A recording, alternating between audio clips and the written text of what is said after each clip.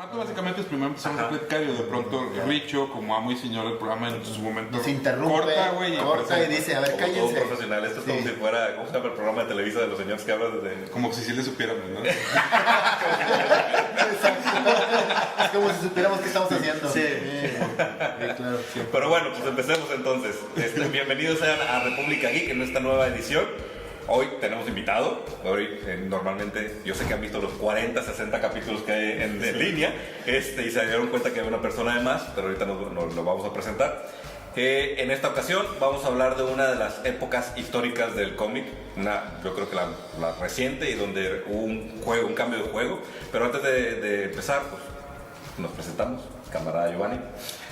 Me la voltearon siempre. Sí, güey, pero que ahora estás de este lado, güey. Camarada Richo, camarada Leo y el camarada, a lo mejor preséntalo tú. Camarada David, bienvenido a la República Geek, que es parte de esta república donde vivimos todos los que estamos metidos en la onda del cómic y de la ficción, la fantasía, las películas, los cómics, videojuegos, etc. Bienvenido. Muchas gracias, camarada Richo, camarada Giovanni y camarada Leo. Es un gusto estar aquí. Pues bueno, hoy vamos a hablar de Image Comics. Sin duda, uno de las compañías que vino a cambiar el juego en la industria del cómic, y yo creo que el último gran cambio que tuvimos en la industria, y que afortunadamente a estos chavorrucos les tocó vivirlo, ¿no? Y vivirlo de verdad, ¿no? Y que yo creo que no nada más cambió la industria del cómic, yo creo que también a partir de ahí, disqueras, agencias, casas productoras entendieron que ese formato podía cambiar y se retoma como una nueva realidad. O sea, creo que sí cambiaron la cultura pop en general, ¿no? Sí, hubo un antes y un después en el mundo de los cómics a partir de precisamente del nacimiento de Image y cómo esto fue revolucionando, como bien menciona Jova, no solamente el mundo de los cómics, el mundo del entretenimiento a nivel general sí tuvo como que un desbalanceo ahí y que estuvo bastante interesante, o sea, y gracias a estos autores que decidieron salirse. Y lo más curioso de todo es que decidieron salirse. A ver, cuenta la historia desde el principio. Cuenta la historia desde el principio. Pero antes de arrancar con la historia, les quiero hacer una pregunta antes de irnos hacia la historia de Image. ¿Cuándo descubrieron Image? ¿Cuál es el primer recuerdo que tienen de haberse topado con un cómic de Image Comics? Yo no sé si ustedes recuerdan que había una revista, se llamaba Wizard. Era una revista de cómics bastante interesante. Hablaba de todo lo que estaba sucediendo en el mercado en ese momento, de nuevas series, de nuevos autores, en qué estaban trabajando para los siguientes meses. Era bastante padre la revista y yo la compraba regularmente cuando tenía acceso a ella y me di cuenta de que habían presentado o estaban hablando de que en los siguientes meses iba a salir una nueva editorial. Para mí en ese momento los nombres más importantes y más grandes en la industria del cómic eran Todd McFarlane y Jim Lee. Así es. Eran estos monstruos, estos dioses que se movían, porque además tenían las dos revistas, o sea, tenían los dos cómics más importantes en ese momento que Marvel había creado exclusiva y especialmente para ellos. Así es. Todd McFarlane le habían dado un Spider-Man que era para que él escribiera, para que él dibujara, para que él trabajara y hiciera lo que quisiera con el personaje, que eso es algo que pocas veces había hecho Marvel. En su momento para Marvel fue una completa novedad y una gran chiflazón para decir que artista. Y el otro caso era Jim Lee, que empezó la serie de X-Men con Chris Claremont. Y fue realmente un parteaguas, porque en ese momento en la industria el cómic como tal no era como blockbuster, como ahora lo nombramos a las películas. Pero en ese momento el Spider-Man de Todd McFarlane vendía cientos de miles de copias, pero sobre todo el X-Men 1 de Jim Lee llegó a vender cerca de 8 millones de copias. Sigue siendo el top de ventas en la historia del cómic. Exacto, sí. Fue bien interesante porque no sé si recuerdan que ha habido pocas bandas haciendo una alegoría del rock. Ha habido pocas bandas en las cuales cuando sale un disco nuevo, por lo menos creo que a nosotros sí nos tocó que hacíamos filas en las tiendas de música para conseguir el disco nuevo a las 12 de la noche que abrían. Y tú estabas haciendo fila con otros 100, 200 rockeros que querían tener el primer disco negro de Metallica y querían tenerlo y en ese momento empezar a tocarlo. Estos autores provocaron eso, que la gente hiciera filas para poder comprar sus cómics. Yo, ¿cuándo topaste con Image? Estuvo interesante porque fue en casa de un amigo que acaba de ir a Estados Unidos a surtirse de Upper Decks en ese entonces. Y dijo, oye, encontré esta, sé que te gustan los cómics y lo vi raro y que te gustan las cosas así como muy oscuras. Era un Spawn. Ah, vaya. Me regaló un Spawn, creo que fue el 8 o el 9. Y a partir de ahí busqué en Monterrey, busqué y hasta las convenciones fue cuando ya pude comprar, pero en realidad ahí fue mi primer contacto. Mi primer contacto con Image fue Spawn. Tu primer contacto. Igual Spawn. Yo la verdad sí soy un aficionado muy oscilante en estos temas, tengo que ser bien honesto. Ni para cuándo el arraigo de como estos dos señores. Como paréntesis, la especialidad del señor López es comunicación a otro nivel. Digo, no es tan raro como nosotros lo podamos ver, que sí es una persona normal. También, pero por eso lo invitamos, porque su punto de vista en cómo sucedió el proceso de Image va a aportar cosas interesantes. Bueno, concretamente Spawn hace... No, mejor ni intento ubicar fechas. Para que hacemos cuentas, si necesario. Y algo por ahí de Walking Dead, pero ahí eso sí ya fue el proceso inverso, ¿no? Lo ves en otras plataformas, en otros lenguajes. Y vas y buscas, ¿no? Y vas a la fuente, ¿no? Pero básicamente es eso. Y ya luego te das cuenta de todo el proceso que involucró toda la emancipación, la parte espontánea artística que implica esto, en donde pues ahora sí que el amor a querer hacer algo que te gusta, sin los grilletes o el encuadramiento rígido del mundo corporativo que significaba Marvel en aquel momento, hablando en términos, en un lenguaje más o menos que lo entiendan los geeks de nuestra generación, el imperio, ¿no? Ajá, sí, el tema de la libertad y de la rebeldía, y eso es una aportación que yo estoy de acuerdo, sí revolucionó y sigue definiendo esos valores mucho de lo que consumimos ahorita y de lo que hacemos, ¿no? Pero yo te diría concretamente eso. Tu primer acercamiento fue por ahí. Él dijo Spawn.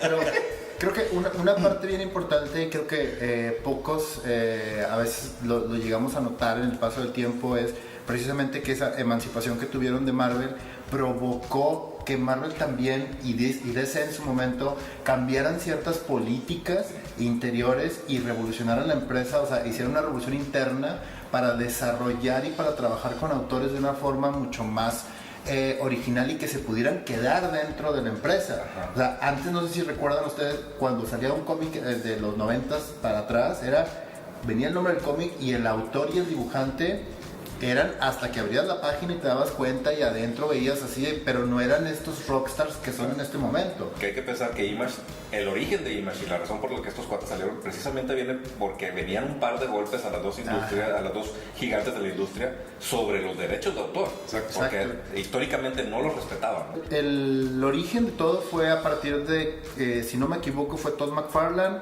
Jim Valentino, Walt Portacio, Rob Liefeld, Eric Larsen. Sí, pero Jim Lee entró despuesito. Ellos fueron los primeros que empezaron con esta cosquillita de querer, y estaban hablando, haz de cuenta, así en el sótano de su casa, de que, oye, ¿qué onda? ¿Nos movemos? ¿Cómo le hacemos? Todo. Entonces, cuando consiguen que Jim Lee entre con ellos, es cuando ellos toman la decisión de decir, va, güey, si nos aventamos, tenemos a Jim Lee con nosotros, porque en ese momento Jim Lee era el autor, el dibujante que había causado, que había vendido la mayor cantidad de cómics en la historia. Vamos a la historia, digo, más así para arrojar también mi parte de esto, de cómo encontré yo a Image. Lo tengo muy presente porque fue en Sanborns, ni siquiera fue una tienda de cómics, fue en Sanborns, y recientemente acaba de pasar la muerte de Superman. Entonces creo que eso fue el impacto, porque sinceramente, aunque respeto la muerte de Superman como parte histórica del cómic, nunca fue como mi así de, no cumplió mi expectativa, ¿no? Fue una sacada de manga y aparte un golpe así medio publicitario. Eran las gotitas, sí. Yo creo que eran las gotitas. Entonces yo venía así con un sinsabor de la muerte de Superman y me topo con un Savage Dragon, precisamente, que desgraciadamente no lo tengo, porque lo ojeé en Sanborns y fue de qué es esto y empecé a averiguar para luego comprar. Y en ese capítulo Savage Dragon se peleaba con un villano X y parecía que moría al final porque terminaba el último cuadro o las últimas 2 páginas del cómic. El Savage Dragon venía cayendo de un edificio y caía, se encajaba en un pico, y entonces los últimos paneles de la página era donde estaba perdiendo fuerza y le caía una gota de sangre por la mano, y dije, no manches, así se debió haber muerto Superman, o sea, así de épico, así de impresionante con este arte, ¿no? Y ahí fue donde dije, bueno, ¿qué es esto? ¿Qué es Image Comics? ¿De dónde salió? ¿Y por qué Eric Larsen, que normalmente dibuja Hombre Araña, está dibujando este personaje verde que en mi vida había visto, ¿no? Y ese fue como mi gran entrada a Image. Pero ya entrando a la parte de la historia, creo que sí, habría que irnos un poquito para atrás. O sea, sí, tanto Marvel como DC venían, sobre todo DC, de la bronca de la película de Superman, de Jerry Siegel y Joe Shuster peleando por los derechos del personaje que pues, ellos habían vendido, ¿no? Y que después de eso no habían visto ni un centavo, los dos vivían en la pobreza. Entonces hubo una gran batalla legal de la familia para tratar de recuperar que al menos DC o Warner en todo caso reconociera la autoría de Jerry Siegel y Joe Shuster. Pero al mismo tiempo en Marvel, el que estaba sufriendo algo similar era Jack Kirby. Y para todos los fans del cómic, pues Jack Kirby es como un dios. Entonces el solo hecho que Jack Kirby estuviera pasando por una situación donde no le reconocían sus creaciones, eso movió las fibras de Todd McFarlane, de Eric Larsen y de todo este grupo de James Lee, todo este grupo de creativos, ¿no? Y la rebeldía de McFarlane también, que él siempre había sido la gran era, yo quiero el control, yo quiero esto. O sea, hay dos personajes que ¿por qué creo tan oscuro? ¿Por qué las cuerdas así? O sea, siempre era el tema de, honestamente... No, sí, y de hecho Marvel lo identificó y tanto lo identificó que le dio permiso y le soltó las riendas todo lo que pudo para que creara Venom. Y desde mi punto de vista son los mejores Spider-Man que sí, de claro, hecho, es la mejor época de Spider-Man. Sí, en cuanto a ilustración y conceptos, sí. En cuanto a argumentos, no tanto. Creación artística, sí. Creación artística sí fue una de las mejores épocas, pero te digo, Marvel sí lo identificó y sí le dio su revista. Y sí le dijo, date, ahí está Spider-Man y haz con él. Limitaba. Sí, obviamente. Pero habremos de aceptar que Todd McFarlane no es un gran escritor. Es un gran dibujante, pero no es un gran... Como escritor dibuja muy bien. Sí. Pero creo que las dos figuras importantes de Image, que son, gracias a ellos tenemos esta historia, son Todd McFarlane y Rob Liefeld. Si no hubiera sido por esos dos y su rebeldía y sus ganas de pasarse el mundo por el arco del triunfo, no tendríamos un Image Comics ahorita, ¿no? Claro. ¿Qué opinan ustedes? No, de acuerdo. Porque de hecho, o sea, y la revolución del sistema, o sea, es, ok, deciden, convencen a Jim Lee, tienen el asset del artista, se salen y crean microempresas, es decir, crean un esquema en donde cada quien era independiente, cada quien tenía su escritor, cada quien dirigía su historia, cada quien era responsable por completo del tiraje, del color, de todo. Y eran dueños de sus personajes, que ese era el gran dolor, ¿no? Ese era el punto, que en donde ellos ya se convierten en los creadores absolutos y dueños de su creación. El modelo de negocio está bien interesante. O sea, la verdad es que a mí también, cuando yo me enteré de cómo funcionaba internamente la compañía, se me hizo bastante lógico. O sea, ellos lo que hacían era que cada escritor y dibujante era dueño de lo que escribía y lo que dibujaba, y lo único que hacían es que de las ganancias daban un pequeño porcentaje a esta sombrilla gigantesca que era Image, pero en realidad la ganancia directa era para cada quien que trabajara dentro de su pequeño micro universo que creaba. Para aquellos que no estaban tan familiarizados, cada uno de los autores creó un universo sobre el cual trabajaba y era una firma independiente. En el caso de DC es que existe DC y existe Elseworlds y existe Vértigo. O sea, lo que hacían aquellos era que Wildcats era Wildstorm, Cyberforce existía dentro del universo de Wildcats, pero era Top Cow. Spawn era independiente y era McFarlane Productions. Jim Valentino, que tenía también creo que era el único que se mantenía dentro de Image como tal, no existía como una marca independiente. Era Top Cow, era Savage Dragon. Ajá. Entonces, pero cada uno mantenía esa independencia en cada uno de sus creaciones y podían trabajar de manera independiente. O sea, ellos decidían cómo elaboraban, qué cantidad de cómics, con qué calidad incluso los elaboraban, Pero el modelo de negocio estaba bien interesante, o sea, de que mantenían esta sombrilla y cada uno era independiente y trabajaba como a él le pareciera.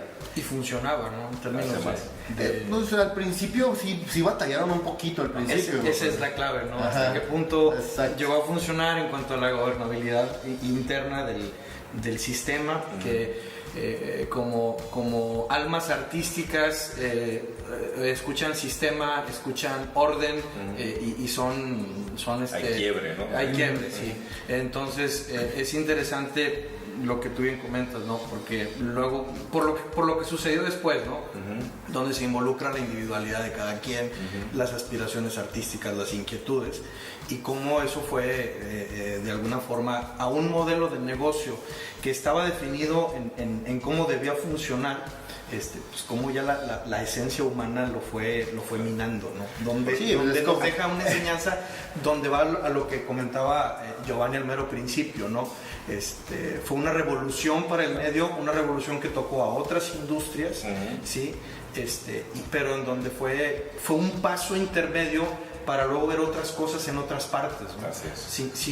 Sin ese paso intermedio, que eso es lo que me parece muy interesante de esta etapa, es precisamente que sin esa rebeldía, sin esa esencia humana, no hubiéramos visto muchas otras cosas. Claro. Y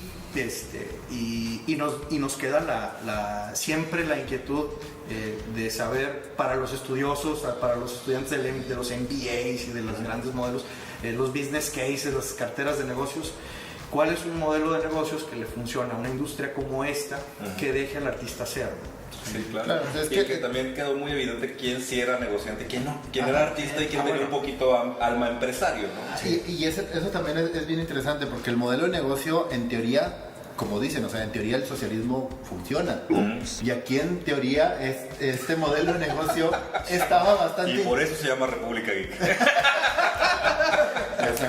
Te dabas cuenta de cómo un personaje como McFarlane, que era muy obsesivo con su trabajo, muy obsesivo con la industria y un empresario como tal, él rigurosamente cada mes sacaba su cómic y empezó a contratar gente y empezó a crear toda una industria alrededor de él y todo eso. Y de repente te encontrabas con gente como Rob Liefeld, que pasaban 6 meses y salía el número 2 de su... Y que estaba gastando dinero, pero a lo idiota. Sí, además.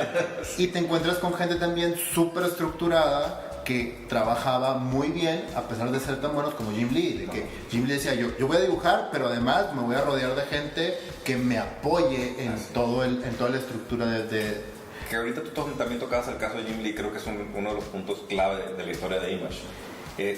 Jim Lee, cuando él finalmente aceptó salirse de Marvel junto con este grupo, el gran detalle o la victoria para este grupo de convencer a Jim Lee es que Jim Lee es un empleado, o sea, Jim Lee es un godín, o sea, a Jim Lee le gusta la estructura, le gusta la estructura de empresa, ¿no? Que él estaba feliz en Marvel. Que después, después, más adelante que hablemos, pasa lo mismo, él regresa a este mundo. Es su naturaleza.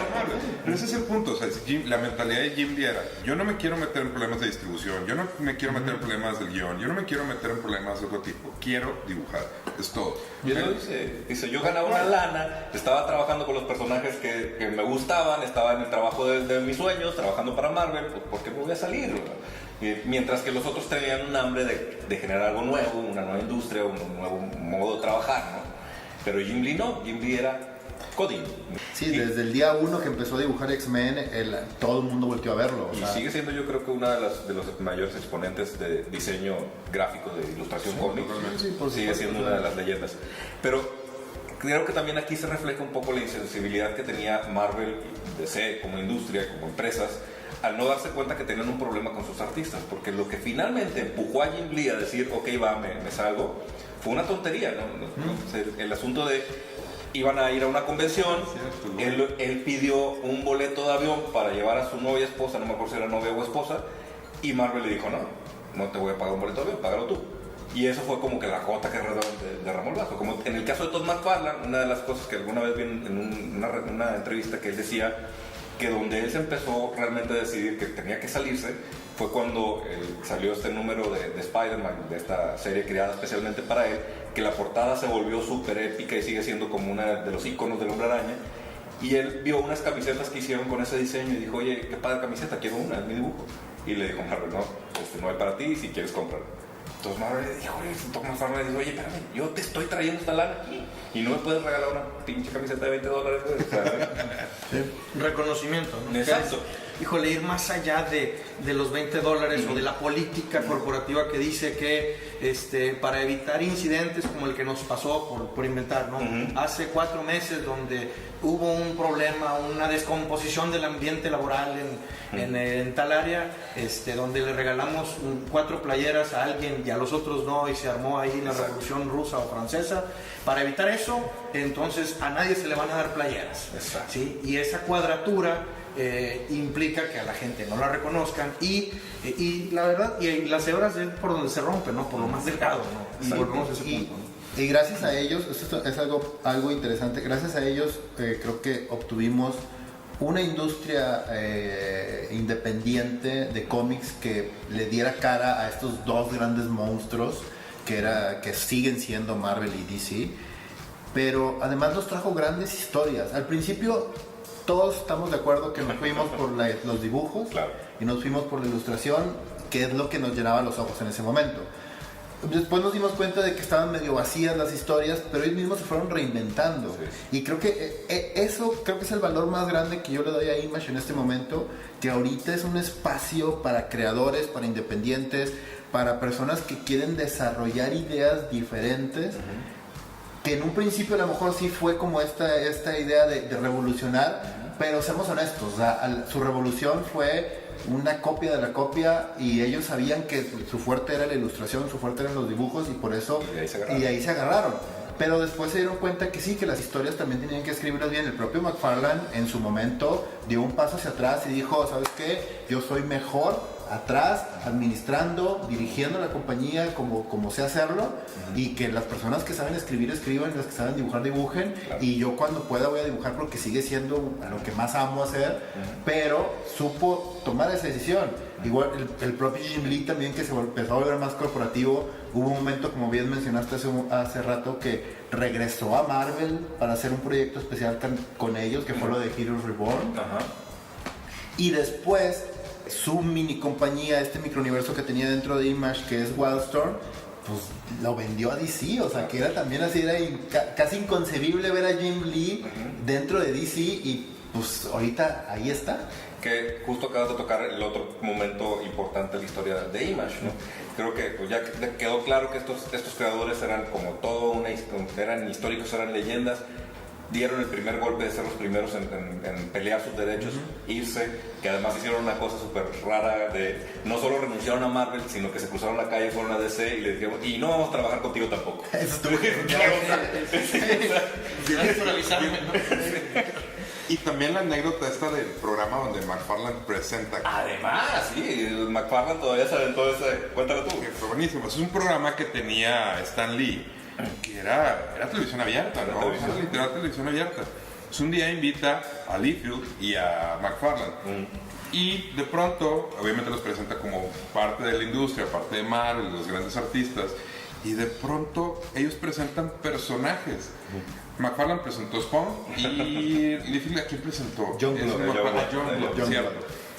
Y Stan Lee un programa de Marvel. Era un programa de Marvel y Stan Lee no sabía. Claro. Y no sabía cómo reaccionar. Obviamente en cámara el señor, como siempre, en dominio, pero después sí fue todo un problema. Porque creo que fue al día siguiente. Así de descarado y así de bold eran estos dos cuates, ¿no? Que después Stan Lee se los agradeció, porque realmente Marvel cambió la política con Stan Lee y lo hizo básicamente el estandarte, y él le tiene mucho que agradecer. Igual que Jack Kirby en su momento, y muchos autores ahorita en ese momento realmente tienen mucho que agradecerles a Image y a lo que hicieron ellos. Y para la industria también, porque digo, no era la primera industria, o no era la primera marca o firma de cómics fuera de Marvel y DC, pero históricamente fue la primera que se coló en el top, y que de hecho aventó a DC para abajo en el top 5, y por mucho tiempo fue la número 2, ¿no?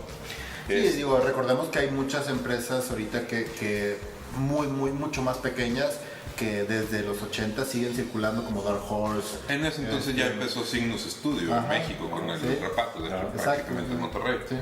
Entonces, Que sí. bueno, que también de alguna manera Image y toda esa generación inspiró a todos estos como el Cygnus y como Ultra Pato, Barberi y toda la gran generación que tenemos de ilustradores en México y en especial en Monterrey, pues viene inspirado de esta generación. Claro. Y entonces Sí, pues el propio Humberto Ramos trabaja para Humberto Ramos llegó a trabajar a Image, ¿no? Y entonces el siguiente punto histórico interesante fue cuando Rob Liefeld y Jim Lee aceptan un proyecto de Marvel, ¿no? Y el resto del grupo del core Image pues ofendió, dijo, ¿cómo haces esto? Esto es traición para nosotros, ¿no? Y ahí fue como donde se empezó a desquebrajar lo que pues, en realidad nunca había estado unido, ¿no? Portazos de sal. Sin embargo, la misma base que ellos habían construido, esa sociedad en la cual tú eres independiente y puedes hacer lo que quieras con tus personajes, pero tienes una pequeña parte de Image, se volvió en su contra. Así es. Porque no decía, ningún lado decía que ellos no podían trabajar con Marvel o con DC. Ellos seguían siendo parte de Image. Así es. Y de hecho, Jim Lee regresó y le dio un refresh a Wildcats, volvió a dibujar, empezó otra serie nueva que fue la de y que entró con su serie nueva Devin Wright.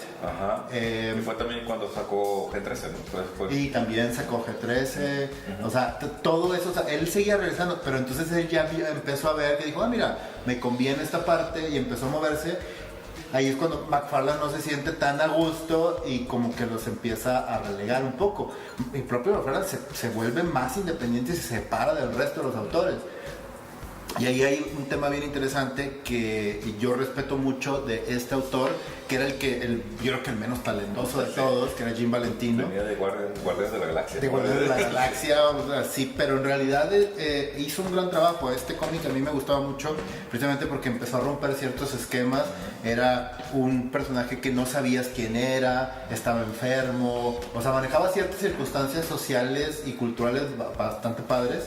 Pero cuando él decidió dejar de dibujar y meterse a la cabeza de Image y ser realmente productor, o sea, y encargarse de buscar talentos y darle una vida nueva, es cuando viene esta segunda oleada de Image y encontramos ahí sí realmente joyas con las cuales ahorita estamos viviendo, que son como Powers, que es como Saga y el ultra famosísimo y conocido ahorita Walking Dead.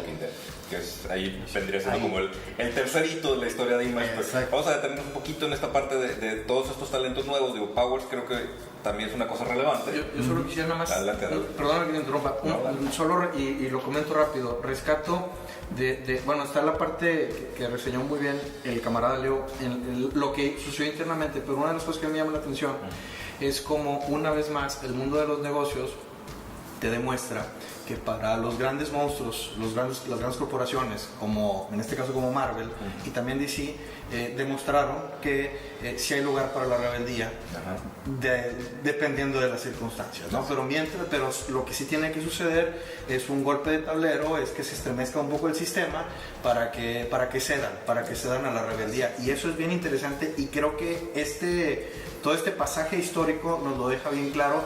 Y creo que seguimos viendo secuelas de eso, ¿no? Claro.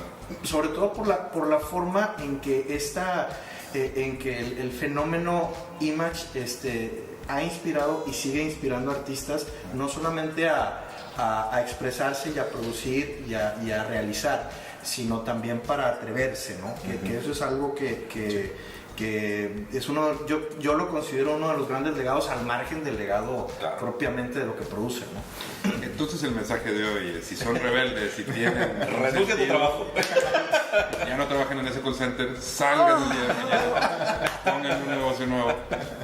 Pues bueno, en este punto creo que algo que detona todo este cambio en Image es cuando definitivamente se juntan todos y saben que el eslabón débil, el que nos está causando broncas por todos lados, es Rob Liefeld. Sí. Hay que correrlo, ¿no? Y le hacen ahí pues casi el golpe de estado, y porque hasta Top Cow estaba a punto de separarse de Image, y decidieron todos, oh, gracias por tu participación, no estás aportando, estás estorbando, ¿no?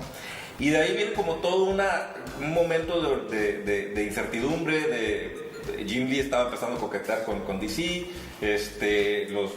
los grandes o los fundadores se separaron, y empiezan a aparecer autores, dibujantes y creativos como Brian Michael Bendis con Powers, que esto es curioso porque Brian Michael Bendis venía del cómic independiente y luego se lo piratea a Marvel y viene a revolucionar a Marvel, ¿no? Sí. Porque Brian Michael Bendis, no sé si todos sepan, chavos, pues es detrás del creador de Miles Morales.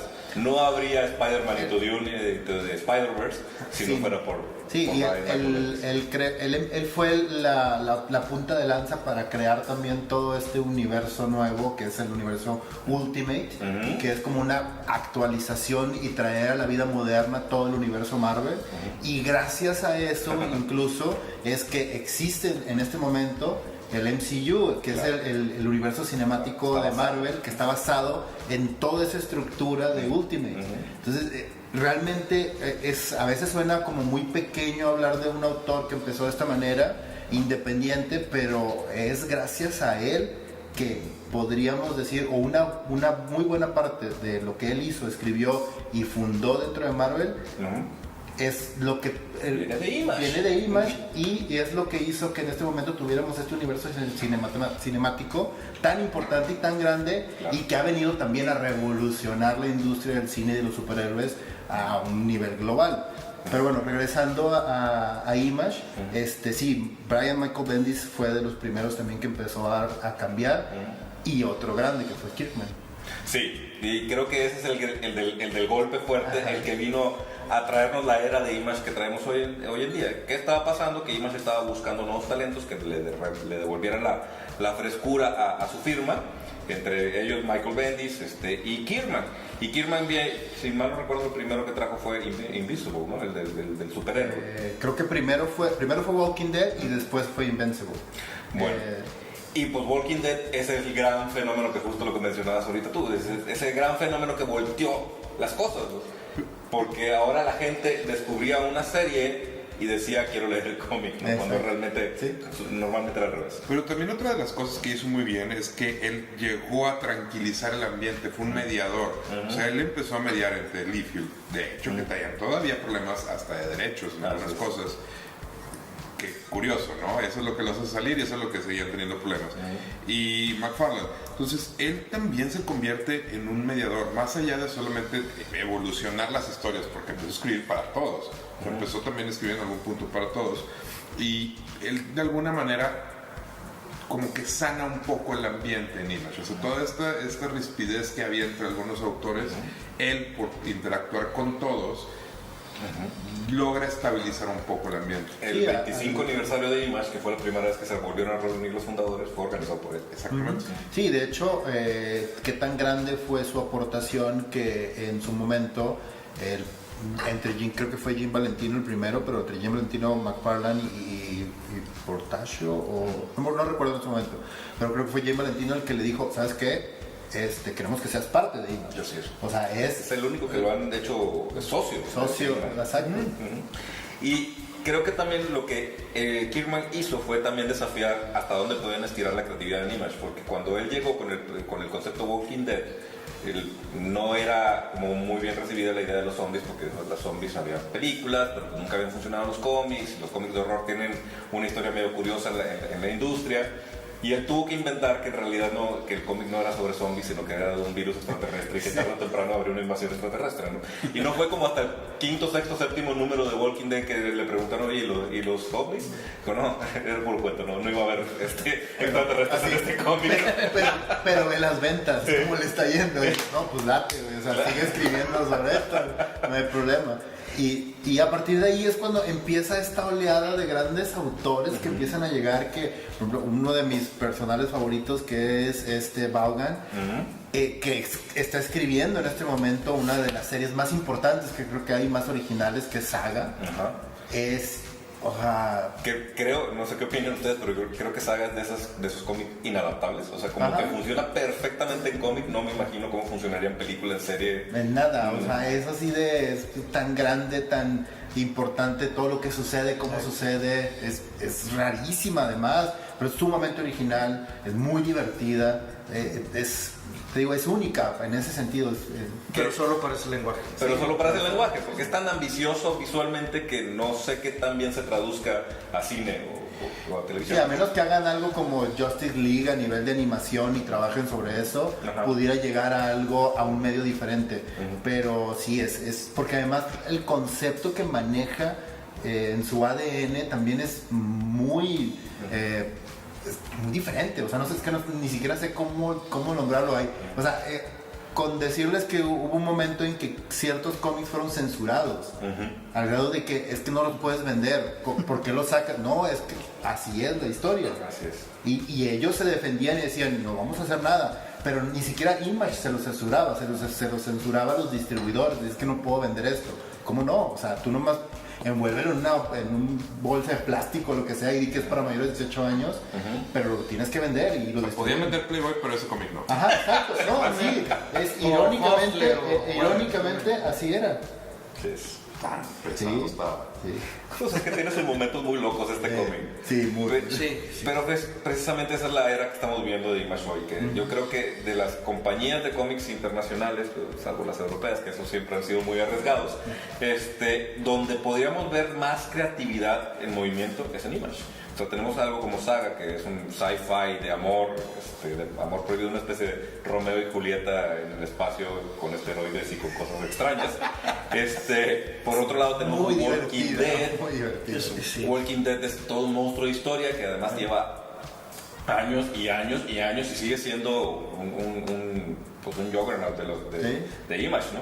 Y luego tenemos, no sé si les ha tocado Mass Fraction con sus Sex Criminals, que también es una cosa Bien. que ninguna hubiera publicado jamás, ¿no?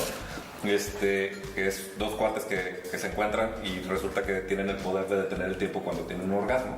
Entonces lo aprovechan para robar, ¿no? y para hacer cosas raras en el mundo, ¿no? Pero son de esas como explosiones creativas que Marvel no haría jamás, DC no puede hacer. Que ninguna compañía, o sea, y el hecho de que se atrevan a explorar y a trabajar con esas ideas a mí me parece genial, o sea, que ese es el legado que está dejando y que está haciendo y que estamos viviendo con Image, que el atreverse, el poder experimentar y el poder llevar el cómic al nivel al que debe de ser llevado, o sea, a los límites, y cuando llegan a ese los rompen, que fue así fue como empezaron ellos. Así es. Y pues bueno, creo que también una de las cosas interesantes que le ha provocado Image a la industria, bueno, todos sabemos que con el internet la industria del cómic empezó como a tambalearse, ¿no? Y no sabíamos hacia dónde iba, si iba a desaparecer el cómic impreso, si las tiendas de cómics iban a morir. Y hay un autor de documentales que se llama John Schnedt, no sé si les ha tocado o les tocó ver alguno de su trabajo, falleció el año pasado, y dejó inconcluso un documental sobre la Comic Con. Y vi una entrevista donde él decía que una de las cosas que él estaba aprendiendo o entendiendo a través de ese documental es que la industria no la industria, sino el modelo de negocio de las tiendas de cómics estaba resurgiendo gracias a Image. Porque toda esta generación que estaba descubriendo las películas por el MCU, iban a las tiendas de cómics a buscar la contraparte de cómic de lo que estaban viendo en el cine, y en ese momento se topaban con estas cosas que nunca habían visto, y entonces empezaron a explorar un Sex Criminals, un Saga, un Walking Dead, un Kill or Be Killed, y entonces esa gente empezaba a hacer que las tiendas de cómics volvieran a tener vida porque empezó a haber un flujo de nuevos lectores que no estaban cerca de la industria. Sí, que es reinventar el modelo de negocio que ellos tenían, tanto DC como Marvel, y lo han hecho muy bien, porque además de explorar todas estas ideas nuevas, el mismo modelo del superhéroe ellos lo han reinventado. El propio Kirby lo hizo con Invincible. O sea, ese modelo de qué puedo hacer con un personaje y hasta dónde lo puedo llevar cuando no tengo límites ni este cuadrito estructural de es que tiene que ser bien portado, es que no puedo hacer esto, es que no puedes dibujar esto, sino puedo hacer lo que yo quiera con ello. Es increíble, o sea, y eso está muy, muy, muy padre a nivel de creatividad, porque llevan el medio a un límite. Claro. Y trabajan con él. Pero entonces, en resumen, y a lo mejor por ahí va esto, pero entonces, en resumen, podríamos decir que gracias a Image, la industria no solo se ha detenido, sino que ha evolucionado, o que gracias No, a Image y deja tú eso. está avanzando. Hay algo bien interesante, o sea, Gutenberg contra Internet, dábamos por muerta la industria del papel, y el fenómeno, hace, no sé si resurgir, no sé si una sobrevivencia sostenida, pero el papel no ha muerto. No, incluso el no ha muerto. Tiene otro valor ahora. Ajá, Sí, además, exactamente. eso mismo lo vemos con los libros. O sea, la gente tiene, desde que nació el Internet, tiene diciendo que los libros van a morir gracias al Internet. Simplemente el año pasado, las cifras de ventas de libros físicos, o sea, subieron 20%. De lo que el año anterior y el año anterior, se siguen vendiendo más libros, con todo y Kindle, con todo Internet, con todo, y todo este medio digital. Y no es un fenómeno nostálgico, va más al fondo. O sea, yo podría entender que los generación X, pues como los aquí presentes, nos aferremos un poquito al papel y nos resistamos al Kindle o a leer en el iPad un libro, ¿sí?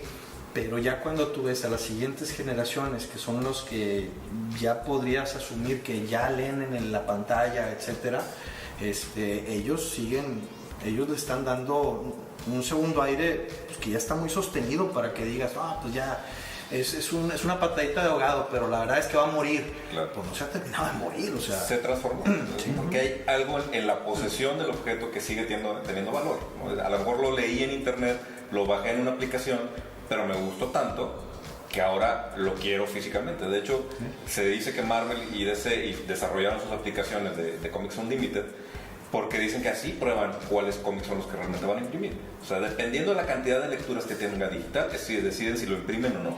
Y creo que Image también es el que ha estado empujando hacia allá, hacia tener, porque además uno de los cambios que estamos viendo como industria nosotros es el single issue cada vez es menos importante y todos terminamos comprando el famoso TP, ¿no? El compendio, porque se siente más como una novela. Entonces el single issue pasó a vivir a nivel digital, pero hay algo de tener el tomo 1, el tomo 2, el tomo 3 y acomodados. Y además los arcos históricos también funcionan de una manera mucho más práctica a la hora de la lectura. Porque eso de estar esperando también mes con mes para que se junten y estar comprando los números individuales, que es como nosotros crecimos leyendo los cómics, en este momento es mucho más también práctico cuando ese arco te puede enganchar, lo lees de principio a fin y te vuelves todavía mucho más fiel a la historia a través de esa lectura. Es como cuando tú compras un libro y es un arco histórico de 3, 4 novelas, o sea, te vuelves realmente, o sea, fiel a esa saga y sigues trabajando con ella. Y es algo en donde es una combinación extraña, en donde muchas veces la industria quiere determinarle al consumidor sus hábitos. Y aquí el consumidor determinó que quería regresar a las tiendas de cómics y a pedir lo que quiere ver. ¿Sí? Y eso está bien interesante, porque la industria todavía no termina de descifrarlo propiamente. Entender hacia dónde vamos, ¿no? Porque a la par siguen cerrando grandes tiendas de las históricas en Nueva York y se están yendo, pero sin embargo las tiendas de franquicia tipo Dragon Slayer que existen en todos Estados Unidos se está fortaleciendo. Pero también hay algo, y lo acabas de mencionar, también hay un tema de que físicamente tenerlo en tu librero es un statement. Y también eso ha pesado mucho en nuevas generaciones. El tener los tomos y el tener estas ediciones especiales en donde de alguna forma le dices al mundo o a quien visite tu casa es yo soy un lector y esto me representa, también es parte crucial de cómo ha avanzado en las nuevas generaciones y el por qué los tomos se mueven más que los singles. A final de cuentas es este valor de poseer algo y demostrar la posesión que me refleja. Sí, un poco lo que habíamos comentado en otro de los programas acerca de las figuras de acción. Sí. Que McFarlane también vino a revolucionar después, gracias a otro tema, son las mejores figuras que existen. Eso es un tema bien interesante porque ese tema fetiche, porque al final cuando es un fetichismo poseer la cosa, se escucha muy feo. Es una fijación, una fijación para cosificar el cómic, dices tú. Vale, venga. Es una de las formas en que entiendes que la industria impresa está viva. Y luego entran los contraargumentos, ¿no? Que estás matando árboles y temas que puedes discutir, ¿no? Este es un tema no apto para veganos, señores veganos, apaguen esto, guarden la computadora, su iPad, seguramente. No, porque al final de cuentas, todavía no pensamos hasta hace 15 años, donde puedes irte a ver a nuestros respaldos. Estábamos platicando hace unos días de mis respaldos, nuestros respaldos. Sí, pero la verdad es que de aquí a 50... Jóvenes, los respaldos, antes de que existían las nubes, Sí, exactamente. teníamos que guardar en discos duros. Eran unos cuadritos de plástico. Ya no estoy dispuesto a que me llames viejo. Estoy hablando de lenguaje. Cosas. Ahorita está bien para decir nube, sea nube o respaldo, hace 10, 15 años recupero algo que hice, porque está ya en algún USB ya extraviado por ahí. Pero dentro de 50 años, realmente lo que va a determinar, lo que va a subsistir, yo no veo otro camino que el camino impreso. O sea, eso es así. Al menos no veo otra manera que el microfilm y que muchas cosas. Pero esto, por ejemplo, ese tomo que está ahí arriba de Sex Criminals, pues ¿cómo lo valoras en un archivo digital o algo? Pues eso, lo tienes que tocar como el fetiche. Hablando de Sex Criminals, tocar, como que todavía.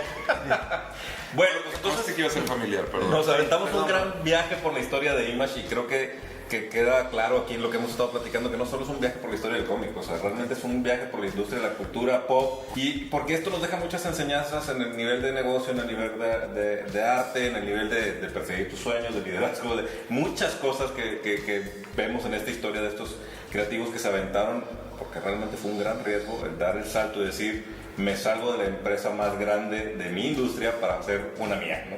Y se les aplaude y se les agradece porque la industria, gracias a ellos, es lo que es hoy. Pues señores, momento de despedirse. Camarada Joe. Camarada Richo, camaradas todos. Hasta pronto. Hasta pronto. Suscríbanse al canal y sigan y compartan estos contenidos que estamos publicando en nuestras redes sociales. Hasta pronto.